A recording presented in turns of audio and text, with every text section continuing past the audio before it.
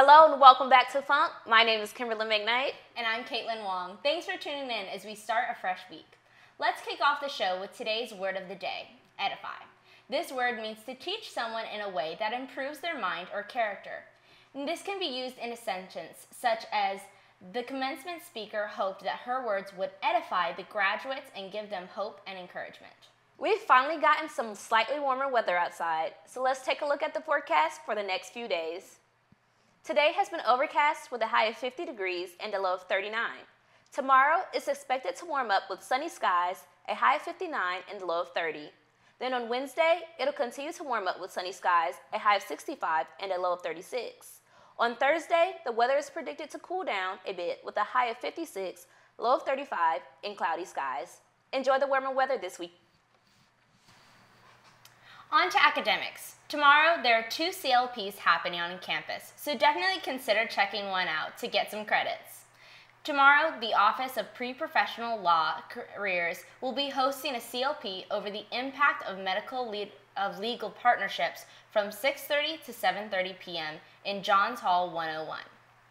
This CLP will discuss how social and environmental factors impact personal health and how adding lawyers and specialists on healthcare teams can resolve problems for patients, helping to distribute the cycle of returning people to the unhealthy conditions that would otherwise bring them right back to the clinic or hospital.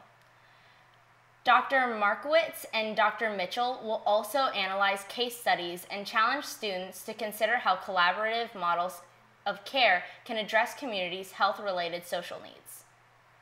Also, tomorrow from 7 to 8:30 p.m. in McAllister Auditorium, Furman University Theater Arts will be presenting The Legacy Project, A Dance of Hope by Carolyn Dorfman Dance.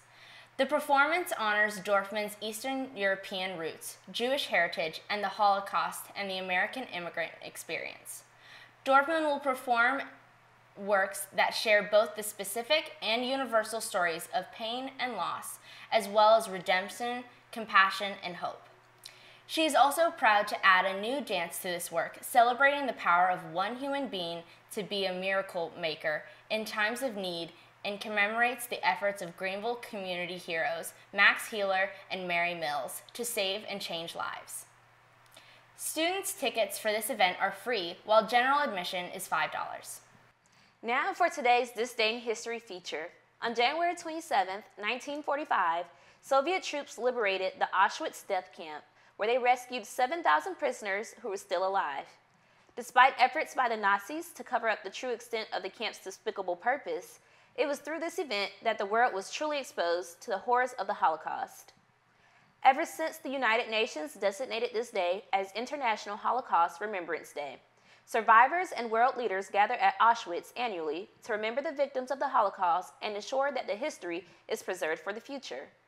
This particular year marks the 80th anniversary of the camp's liberation. Let's take a look at today's local news. The Greenville Police Department said they seized a large quantity of drugs over the weekend. Officers seized multiple drugs such as meth, cocaine, and fentanyl, along with $1,767 in cash and 4 firearms. Officials said the drugs were seized were a part of the same case. They arrested Alexis Johnson and Marcel Fowler on Saturday night in connection with this case. Fowler and Johnson are both charged with drug trafficking, possession of a weapon during a violent crime, possession of stolen gun, possession of controlled substance, and possession of narcotics. Fowler is also charged with habitual offender. Both subjects are being held without bond in the Greenville County Detention Center, and the investigation is ongoing. The Anderson County Coroner's Office has identified a man who died after being trapped under a tree over the weekend as a Clemson University student. The coroner says Ethan Alexander Ackerman, age 20, of Anderson, South Carolina, was working with 2 friends cleaning up a large area of debris where several large trees had fallen after being uprooted. Authorities said one of the trees lying on the ground suddenly sprang back to an upright position and trapped Ackerman under the base of the tree. The coroner stated that Ackerman sustained blunt force chest trauma resulting in traumatic asphyxiation. He passed away at the scene, and the manner of death has been classified as accidental. This happened about 8 a.m. Saturday on the McGee Road off Highway 81 North. An email sent to Clemson students said Ackerman was a wildlife and fisheries biology major. Vice President for Student Affairs Doug Hallenbach said in the email, "We're heartbroken to learn the news of Ethan's passing. Ethan has been a valuable member of our university community, and we send our deepest condolences to his family, friends, and loved ones as they make sense of his untimely passing.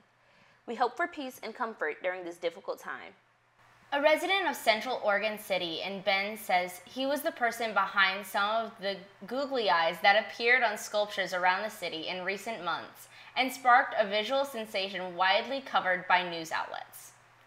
Jeff Keith, founder of Bend-based nonprofit called Guardian Group that works to combat human trafficking, said on Friday that he used duct tape to attach googly eyes to 2 sculptures. He said he'd carried out similar pranks on other Bend sculptures before, such as adorning them with hula skirts and leis, and that they serve as a respite from the emotional toll of his work. He stated, "It is a place for me to cope with some pretty heavy stuff," and noted that many of the trafficking victims he has worked with have been through unimaginable trauma. The city shared photos of the googly eyes installations on social media in early December, claiming the adhesive can damage the art. One photo shows the googly eyes placed on a sculpture of 2 deer, which Keith described as his work, while another shows them attached to a sphere. City officials at the time said 8 sculptures were affected and that it cost $1,500 to remove the googly eyes. Today is also National Chocolate Cake Day. So what is your favorite style of chocolate cake? Personally, mine is in Cherrydale. There used to be a restaurant called Flat Rock, and they had this dessert where it was like a chocolate cake brownie, and then they melted a Hershey's chocolate bar on top of it, and then they put a huge clump of vanilla ice cream on top.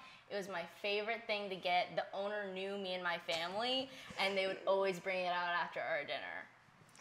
Personally, I do not eat brownies or chocolate cake, but I'm glad that you have a favorite. Okay, so you can get out.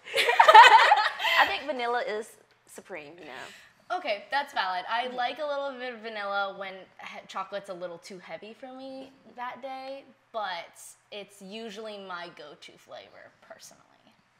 And with that, thanks for tuning in to today's show. I'm Kimberly McKnight. And I'm Caitlin Wong. If you have any questions or comments, please email can'tstopthefunk@gmail.com.